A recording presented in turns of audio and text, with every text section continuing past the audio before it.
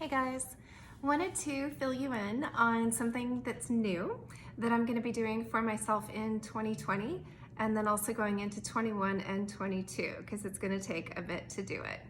And that is letting my natural hair color grow in. I have colored my hair since I was about 13 years old. That's when my naturally blonde hair started darkening and I preferred the lighter color, and I begged my mom to let me go to a hair salon and have it colored, and that sweet lady let me do that, and I was hooked. But I'm realizing now I was kind of literally hooked at the time because that was back in the stone ages of hair color, and I just remembered you actually had to put on a rubber like scalp cover, and they would pull your hair through these holes. Can you believe this even happened? Oh my god, I'd totally forgotten about it until I started recording this video just now. God, that was so painful. And when foils came out for highlights, it was just a whole new world. And I was super hooked at that time. And so I have been highlighting my hair with a full head of foils ever since. And that's just been a part of me. I've been a blonde for years and years, with the small exception of when I was in college and some friends of mine thought my blonde had gotten a little trashy and did a hair intervention for me my first year with them as a transfer student at SMU. And they dragged me down to a salon and someone did my hair for the very first time, which is not the best time, I think, to make a big change. You kind of need to be in the hands of someone who's really experienced and knows your hair. And God bless that stylist. They were intending to get a brown for me, and I ended up with this really bright auburn that did not look good on my skin. Auburn is not even the right word because auburn's gorgeous. It was just a bright, crazy, almost clownish red. And to make matters worse, they also cut bangs into my hair, and it was a very thin bang. I like bangs, love bangs actually, but it needs to be thick because I have a big forehead. And they cut a very thin bang, and so it did what I called the claw on my face because I have combination skin and my forehead can get a little heavily moisturized during the day. And so my fine hair in this very thin veil just sort of split and did this across my forehead. It was horrible, it was so horrible. And I also had braces and glasses at the time. So I had bright red clown hair with claw bangs, glasses, and metal, full-on metal braces that year of college. That was not my best look.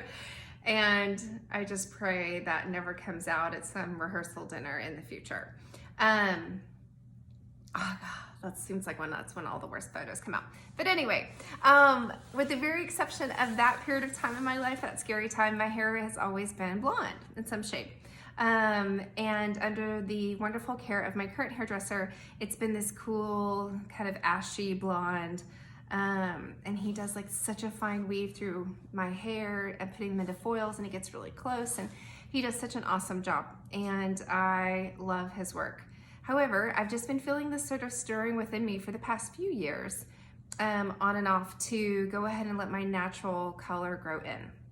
I'm 48, and my natural color now is what you see right here at the root. My hair's grown out a little bit over a month now, maybe a month and a half from color, and my hair grows really fast because I'm taking a lot of vitamins. More about that later. And so you can see, if you look right there, it's fairly dark, and it has quite a bit of gray coming into it. And so some people call this growing out your gray, or they call themselves going into silver fox mode. A lot of this I've learned and seen on YouTube lately, as I've been sort of delving into the topic, and when I'm interested in something, I'm kind of obsessive about it, and I sort of have information going 24/7 until I feel like I have a decent understanding. It is the way my brain works, and I'm a curious person. And so anyway, I've learned a lot about how folks are transitioning their hair. It's typically women. As a lot of folks say, I mean, men just look distinguished with gray hair or white hair, or as their hair just naturally changes over time, they just look cooler. They just kind of get more Clooney-esque. And women, in contrast, are a bit more afraid to rock their natural color at any point in life. We're highly incentivized and motivated, both in society and media via advertising, to color the holy bejeebers out of our hair and keep it covered. Like, do not let your roots grow in or you look ticky-tacky. like you're letting yourself go. So I'm getting ready to let the whole thing go, but go a really good direction, which is to my natural color.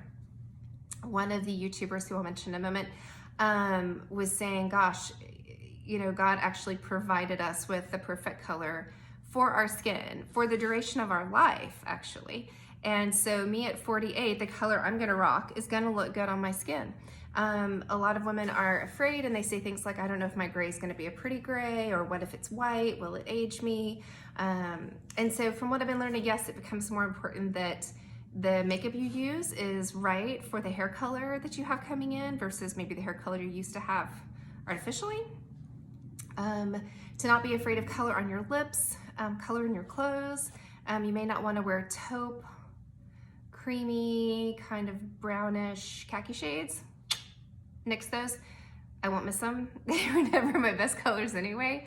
But there's so many awesome makeup colors to wear and colors that you'll be able to rock with your natural hair color that perhaps you couldn't before. So that's all super interesting. And it just becomes all the more important to take great care of your skin. I wanted to go ahead and show you me without any makeup today. I just gave myself a couple of facials earlier, and so my face has kind of extra like flush to it right now. But I just have on a face oil, a sunscreen, some eye cream, and lip balm. That's it, no color. So you can see what my natural color is going to look like next to my skin color. And you can see the awesome highlights. My hairdresser's name is Chad Rookstool, and he's phenomenal. And you can see these beautiful highlights he's given me up top. So I just sent him a text a little while ago and asked him if he would be game for a pixie. If I was to it all off. Versus growing it out over time. And I still haven't decided that yet, but bless him, he already responded with a yes. And if I wanted to do it this week. So I love that about him. He has helped me through a couple pixies before. I say help because one time I went to see him for a pixie when someone else had unfortunately damaged my hair in coloring process and it was falling out. That's the one and only time that's happened to me. And I will forever more respect the expertise of hairdressers and how anyone can have a bad day following that experience of my hair falling out. So he took my hair and gave it a rad short haircut that made it everything look intentional. You never would have thought that my hair had been falling out, and that's why I'd cut it. He made the short haircut look so good. So you better believe if I pixie, he is gonna be in charge of Pixieville. So anyway, I am excited about letting that natural hair color grow in. You can get on YouTube and see tons and tons of videos of and still photos of people growing in their gray. Same with Googling it. I've created a file on my laptop that just has lots of inspirational photos at various links. Again, because I haven't decided yet if I'm gonna pixie it and just get it so short that it's only my natural color growing in and get it all over with at once, or if I'm gonna let it grow in. So we'll see. Because my hair is lighter versus darker, it's gonna grow in a little differently. I won't have what people call a skunk line when you have lighter hair growing in with a darker base. Mine will be the reverse.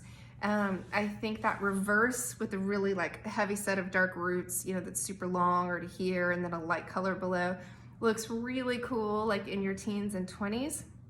I don't know if it looks cool at my age or if it looks like I've followed some terrible trend and need to get off that bus because I've aged out. I don't know, but I'm excited to see how it goes and whether or not I move forward with Pixie. We'll see. But in the meantime, I want to share with you some of my favorite YouTubers that have either a full focus or a partial focus on what's called transitioning your hair, which is taking it from a colored, either a bleached highlighted or dyed hair back to your natural hair color. Again, I like calling it your natural hair color. And the reality of it is a lot of people start turning gray in their 20s, as early as then, or their teens. For some, it happens in 30s, 40s, and beyond. Some people don't go gray until very late in life. Mine's been kind of peeking through for at least 15 years, maybe longer. And so I'm excited to do this. I've run it by a few friends and coworkers, and the response has definitely been mixed. Some people are like, yeah, rock it, do it. It's gonna look so good. And then others have different reactions. Such as like, girl, is that gonna age you? Or Actually, sorry, they haven't asked if they're gonna age me. I've seen that so much in comments on YouTube that I think I've absorbed it into commentary from my friends. Fortunately, I've not said that. But they have said things like, okay, you know, I couldn't do that because I don't think my gray is gonna look good. Or what if you just kind of like super highlighted it and let it grow in? And I thought about that, about making it more gradual.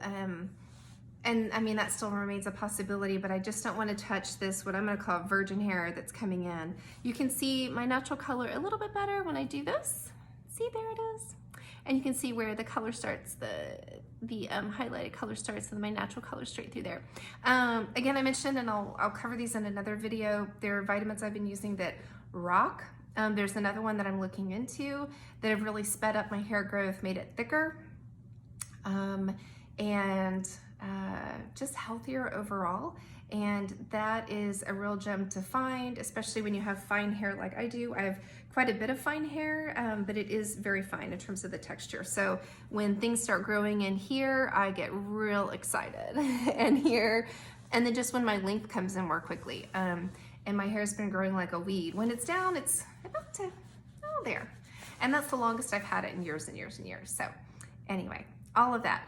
Some of the folks I recommend you check out if you are considering transitioning your hair to your natural hair color, glasses back on, are Nicole Johnson. Her name is spelled Nikol. Nicole Johnson. She's really tremendous and so respectable. I mean, she's not only a licensed and very experienced esthetician and has been so, I think, for about 20 years. She's also a tremendous makeup artist. She's a former model, and that will 100% show when you see her for the first time. And gosh, she's just stunning. She has let her natural gray come in, and she lets you know in a number of videos exactly how she did that, how she made the process manageable, how she learned to kind of celebrate and embrace the process versus running from it or running from her own hair and hiding it. Tips and tricks, shampoos and conditioners. Her stuff is just chock full of information and encouragement, and lots of good validation for you if you are considering that path. Another one is Erica Henry. Like Nicole, Erica has a really cool kind of swingy bob that's just right at shoulder most of the time, or at least the most recent videos I've seen of them, they have a similar all one length shoulder bob, and they both just, God, they're just gorgeous, gorgeous women. Erica Henry has more fine hair like I do, whereas Nicole's is thicker. So depending on your hair type, you may relate better to one or the other. They each have hair that has quite a bit of dimension to it, between light and dark, in gray and white, and oh God, their hair is so beautiful. It's really, really encouraging when you watch their videos, and believe me, I've watched a ton. But they show you lots of before and after, and kind of also during photos that kind of give you an idea of what it would be like to grow yours out. You'll also find YouTube videos by people who just did a pixie like I'm talking about maybe doing, and just all of it off and have grown it out. People who've even shaved their heads and grown it out. I don't think that's for me. But maybe a pixie, or maybe we'll just grow this shebang out and see what happens. Another one from whom I learned a really cool, I'm not rocking it right now, but a cool tip on when your hair, your natural hair color is growing in and you still have a substantial amount of your old hair color rocking. A really cool updo for that. She calls it a messy bun, but man, it's super cool and involves some twisting, and I tried it myself and I got it like second try. And I am not skilled in styling my hair, so that tells you a lot. And her name is Ive Learned, and I'm gonna spell that for you. Anyelvloggit. Ive V. Learned. And she's super cool, and her quick tutorial for a messy bun, I highly recommend. Lastly, and this is kind of a funny one, check out Sadhguru. He is an Indian mystic and brilliant man with millions of followers, and his words are always interesting, thought-provoking, and his hair is rockin'. It is au naturel. So who says a man can't be inspiring in the hair department, especially when he has a massive beard, great big bushy eyebrows, and an awesome, awesome hair style. So don't miss Sadhguru, SADHGURU, for your daily dose of inspiration and mad hair. Y'all have a great day, and more to come. Bye.